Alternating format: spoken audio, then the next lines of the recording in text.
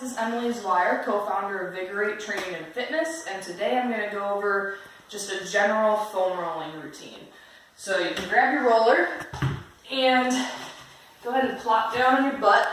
You're going to go onto one butt cheek and lift that leg, put that leg on top of your other knee so you're getting that glute into a stretch, and then you're just going to roll back and forth over the glute here.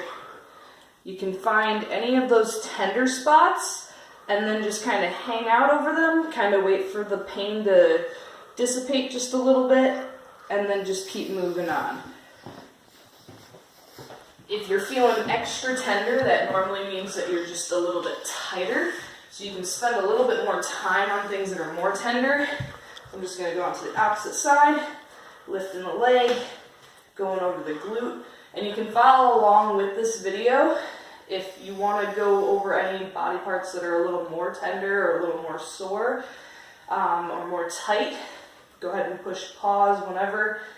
Again, when you